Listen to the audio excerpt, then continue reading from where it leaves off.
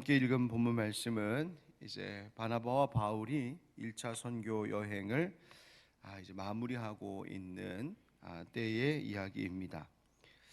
19절 말씀에 보니까 유대인들이 안디옥과 이고니온에서 와서 무리를 충동하니 그들이 돌로 바울을 쳐서 죽은 줄로 알고 시외로 끌어내치니라 말하고 있습니다.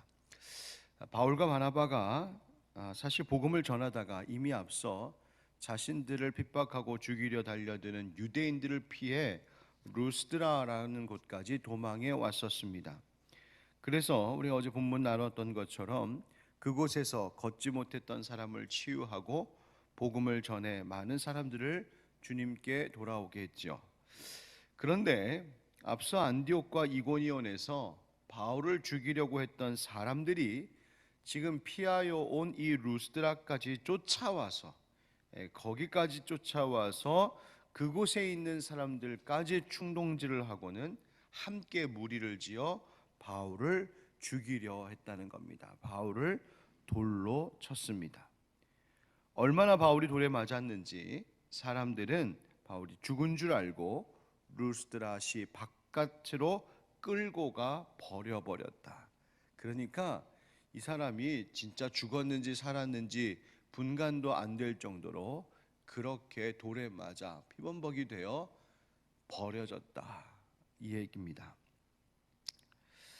여러분, 거짓에 넘어간 자기의 의가 얼마나 무서운지 그것이 교만과 함께하여서 선한 것을 선한 것으로 보지 못하게 만듭니다. 지금 안디옥과 이고니온에서 쫓아와 이 루스드라까지 달려온 유대인들, 또 거기에서 충동질 당한 사람들, 그들에겐 분명히 예수 그리스도 복음이라고 하는 구원의 길, 저들이 영원한 구원을 얻을 수 있는 살 수 있는 길이 주어졌음에도 불구하고 자기의 의가, 교만함이, 그들의 분노가 그것이 구원의 길인지를 전혀 알아보지 못하게 했다는 것입니다. 즉 자신들과 다르다고 해서 자기들의 기득권과 이익을 빼앗아갈지도 모른다는 그 생각으로 인하여 모든 것을 대적하고 죽이려 달려드는 것, 바로 그것이 바울을 돌로 친 세력이었습니다. 자, 그런데 여기서 충동된 이 무리를 가만히 생각해 보면, 여러분 보십시오. 많은 사람들이 이 무리에 충동되었습니다. 그러나 그 많은 사람들이 모이고 힘을 모으고 따른다고 해서 그것이 반드시 꼭 진리라는 것은 아님을 우리가 알 수 있습니다. 많은 사람들의 이목을 끌고 많은 사람들이 선택하고 많은 사람들이 함께 했다고 해서 그것이 반드시 참된 길, 사는 길은 아닌 것입니다. 오히려 진리일수록, 오히려 이것이 정말 구원이 있는 길일수록 사람들로부터 천대받고 무시당하는 경우가 많이 있습니다.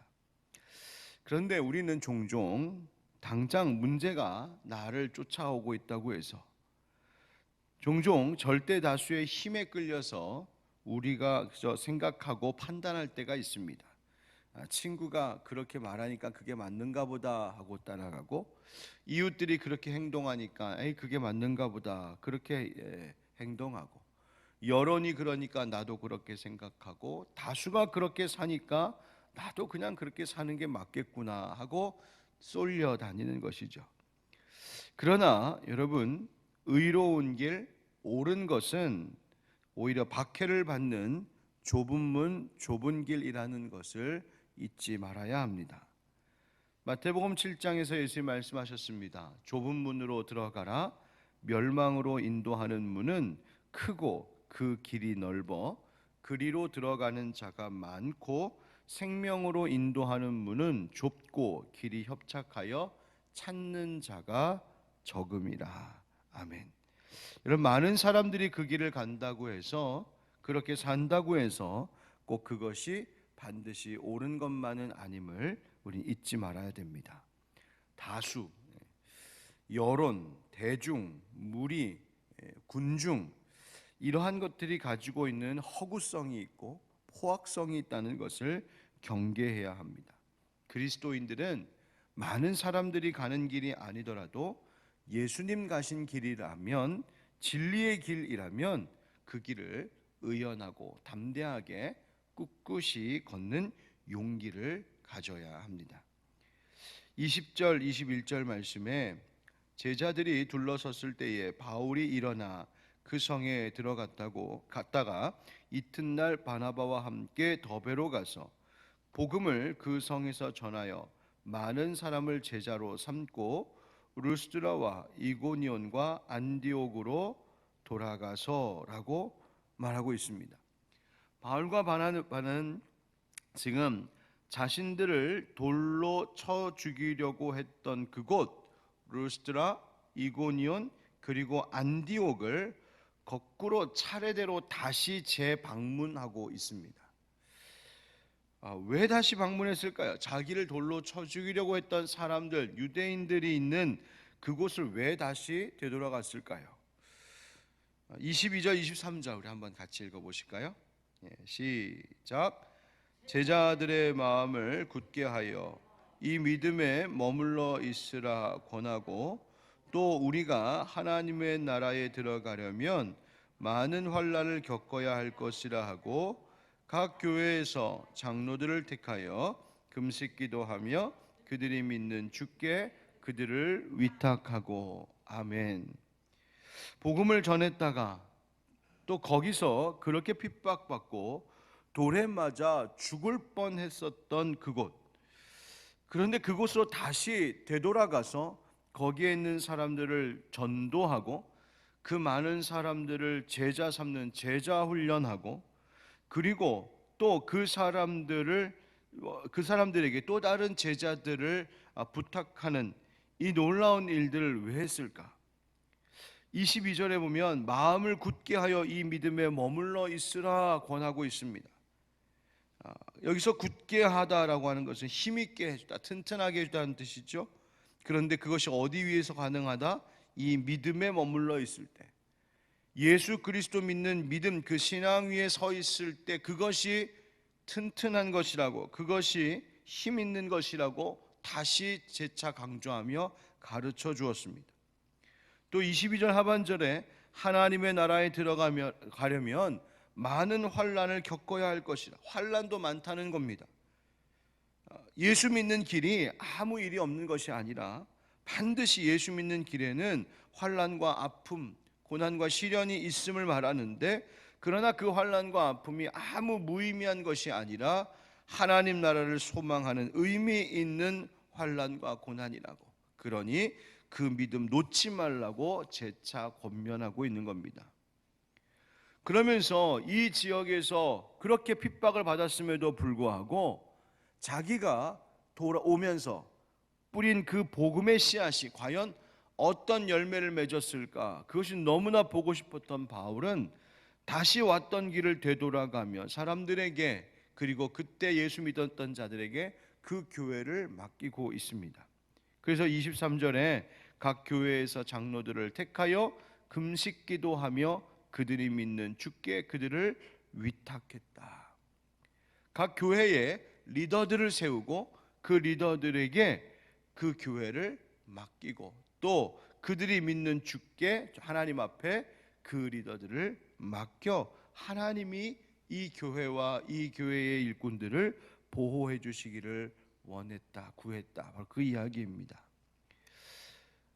바울이 그래서 성경에 보니까 24절에 보면 안디옥에서 비시디아 가운데로 지나 그 다음 밤빌리아 지역으로 가고 버가와 아탈리아를 가고 배를 타고 다시 그 다음 어디로 갔냐면 시리아의 안디옥, 26절에 거기서 배 타고 안디옥에 이르니 했을 때 이 안디옥은 맨 처음 나왔던 시리아 출발지였던 안디옥입니다.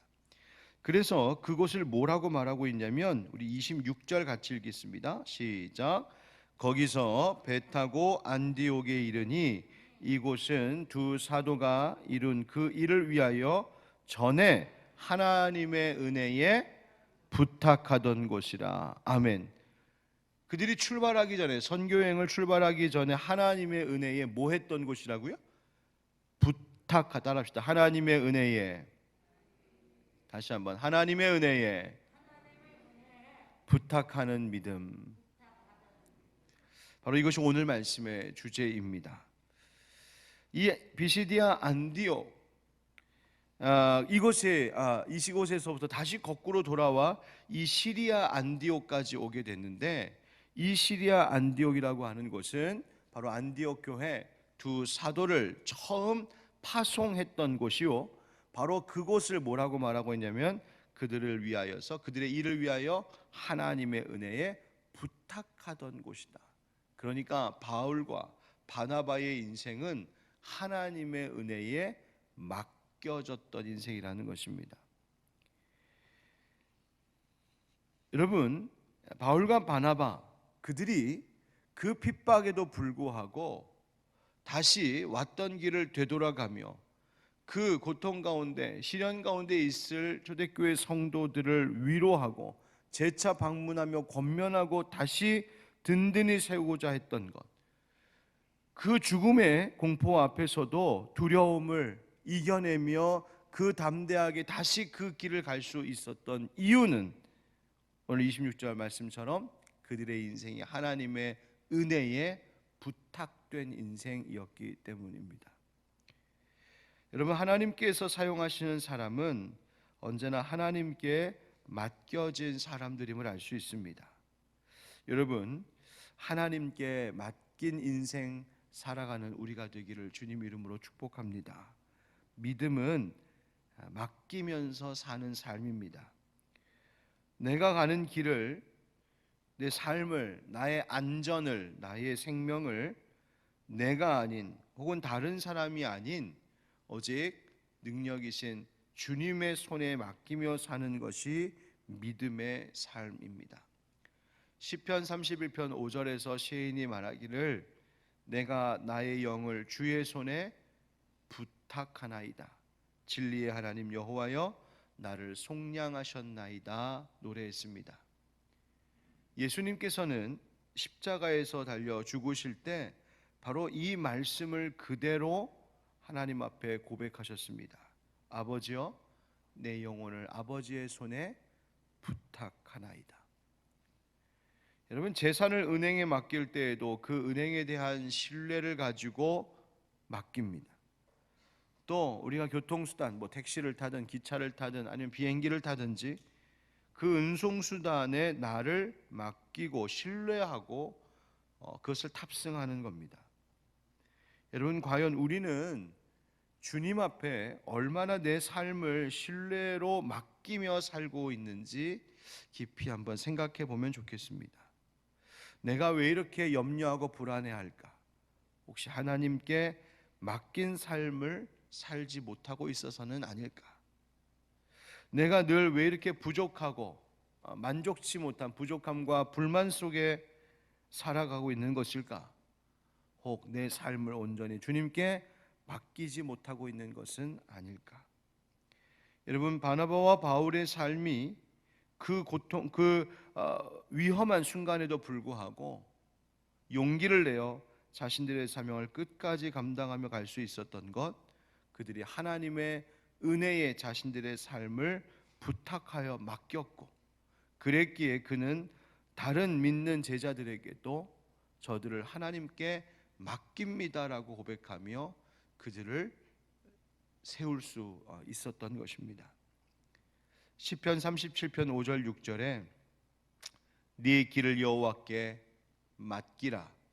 그를 의지하면 그가 이루시고 네 의를 빛같이 나타내시며 네 공의를 정오의 빛같이 하시리로다 말씀하셨습니다. 네 길을 여호와께 맡기라. 사랑하는 성도 여러분, 오늘도 무엇을 받으려고 교회에 나오셨습니까? 하나님께 무엇을 받으려고, 무엇을 구하면서 기도하려고 지금 새벽 기도에 함께 하고 계시나요? 여러분, 오히려 하나님 앞에 인생의 모든 것을 내려놓고 맡기고 빈손 빈마음으로 돌아가는 이 아침이 되기를 축복합니다. 죄의 문제도 맡기고 인생의 염려도 맡기고 내 삶의 비전과 삶의 모든 목적도 꿈도 맡기고 내 자식도, 내 가정도, 내 건강도, 내 직장도, 내 삶의 전부를 그저 하나님 앞에 맡겨 하나님의 은혜에 부탁하며 사는 삶, 그 삶을 살아갈 때 하나님의 놀라우신 은혜의 손길이 오늘도 우리를 든든히 붙들어 주실 줄 믿습니다. 아멘.